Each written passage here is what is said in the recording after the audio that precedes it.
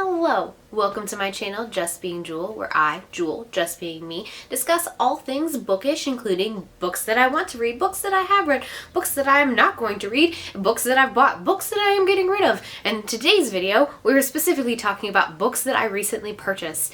So this is my first book haul of 2022, and I'm just going to go through with all the books that I've purchased so far this year in order of when I purchased them.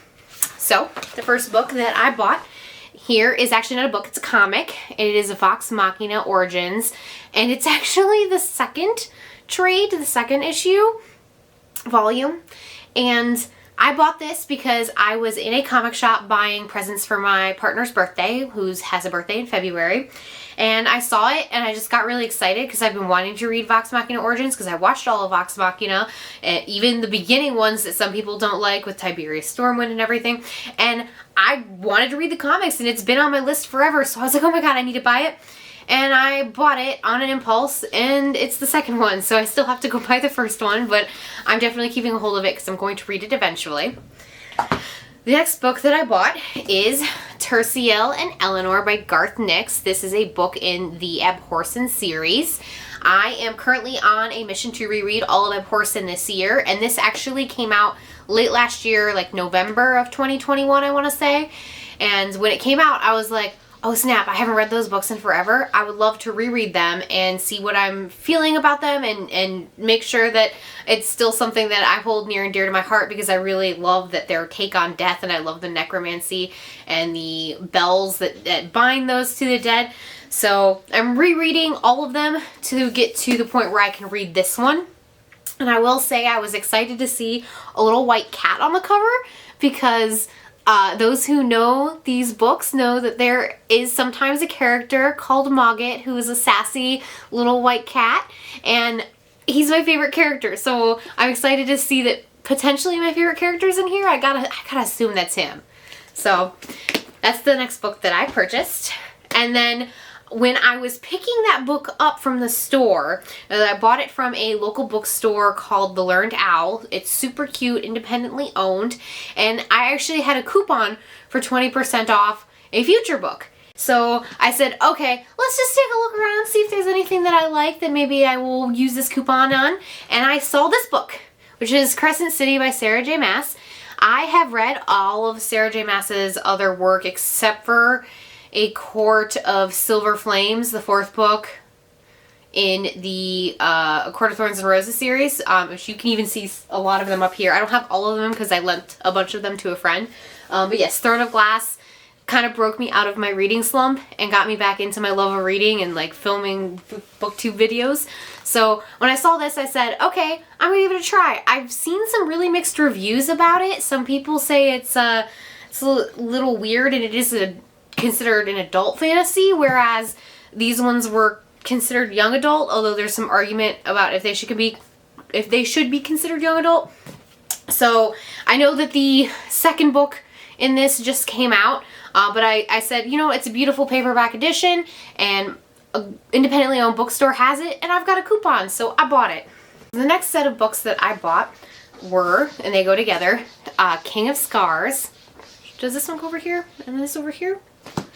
How does it look like one and then two? Okay, King of Scars and Rule of Wolves, which are a duology in the Grishaverse. I enjoyed the original Shadow and Bone trilogy. They weren't my favorite, but it was, you know, at face value, enjoyable. But I loved Six of Crows, and I knew that these took place after both of those books. And I also knew that they featured heavily Nikolai, who was my favorite character in the original Shadow and Bone trilogy. Spoiler alert, I've actually already read both of them, and both of them are in book wrap-ups. I think one is in a January wrap-up and another is in a February wrap-up. After those, I guess I was feeling the nostalgic series train, all the series that I used to read when I was younger, and I happened to see at the bookstore this trilogy, all nice, same editions together, and it looked so pretty that I couldn't resist. And they are, let's see if I can line them up. Boom. The Dark Artifices trilogy by Cassandra Clare. So I have been reading the Shadowhunter Chronicles since I was literally in high school, a teenager. And while I objectively as an adult now can see that there are definitely some issues with them, they still hold a special place in my heart. So I said, let's dive back into that world and let's start reading them again. So I bought them. The next book that I bought, also from the Learned Owl bookshop, the independently owned bookstore, on a separate trip, because apparently I go there on a regular basis, is Mr. Impossible by Maggie Stiefvater. And this is the second book in the Dreamer trilogy, which is a spin-off trilogy from her Raven Cycles series. And I've read the first book and I really enjoyed it. And the third book actually comes out on my birthday this year. So I plan to read this sometime between now and my birthday so that I can be ready for the third book. Ronan Lynch was probably one of my favorite characters in the Raven Cycle. Adam Parrish was actually my favorite. So I have been enjoying his continuation story. The next book that I bought was A Conjuring of Light by V.E. Schwab. So this is part of her Magical London series trilogy. And I have the first two. I bought the first 2 years ago and just have not gotten around to reading them. And I was at the bookstore and I was seeing all these books that I have and noticing that some of them have completely different cover schemes now and absolutely new editions. And when I saw this one, I got like panicky. I was like, what if by the time I finished reading the first 2 books in the trilogy, the third book has come out and has a completely different scheme and it doesn't match. And I had to buy it because I needed it to match. So that was why I bought this without having read the other 2. It is on my plans to read all 3 of these this year though. So that enabled me to help buy it. Another book that I bought was Michigan's Upper Peninsula. So I currently live in Ohio and had been planning to hopefully visit the Upper Peninsula and go camping. I've heard it's really pretty up there, and I thought maybe a little guidebook would be helpful to review what places I should go see. And then I accepted a job in Tampa, Florida, and am moving later this month. So we'll see if I actually read this and how useful it is. Maybe one day I will get to camp in the Upper Peninsula if I ever live in Ohio again, or Michigan, or somewhere close to the Upper Peninsula of Michigan. The next books that I purchased, and these ones kind of go together as well, are Jim Butcher's Blood Rites and Death Masks. And I'm currently reading Summer Night. This is part of his Dresden Files series. And Summer Night is the 4th book. I was not a fan of the first 3 books. I wasn't super big into them. My partner's super big into them. And I started reading the 4th book, and the first 2 chapters of the 4th book are better than anything in the first 3 books all put together. So I said, you know what? Let's just do it. Let's just have faith that it's going to become an awesome series and buy the next books. So I did.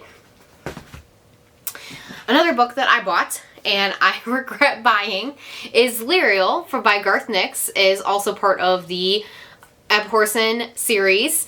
And I bought this because I am rereading the Abhorsen series, and I got to the point where I was like, okay, time to read Elyria. And I was going through my bookshelves and I couldn't find it. And said, okay, well, maybe I lent it to somebody. I lend books to people all the time and forget who I lent it to. I'll just buy another one. So I bought another one and then found it. It was like literally hiding in like one of these. You can't see, it's not on the camera, but there's a little gap between the top of these books and the top of the shelf. That's where it was. So I'll probably unhaul this at some point since I do actually have Elyria in hardback, and the hardback matches my other books better. But I bought it, so it counts as part of the book haul. And the final book that I bought for the book haul is Anne Rice's Memnoch the Devil. It's the 5th book in the the Vampire Chronicles trilogy. Why do I keep saying trilogy for things that it's not a trilogy? The Vampire Chronicles series. And I keep saying series for things that are trilogies. But I bought this because I'm actually going to be reading it next month because I plan to hopefully finish the Vampire Chronicles, especially after Anne Rice's passing. I said, it's time to do it. Time to read all of them. And I realized I don't have all of them. I have bits and pieces here or there. I mean, I've got the original trilogy right here. There's Tale of the Body Thief here. Some Tale of the Body Thief's over here. So I said, time to buy the next one in the series. And that is my book haul. We have, let's do a count here. 1,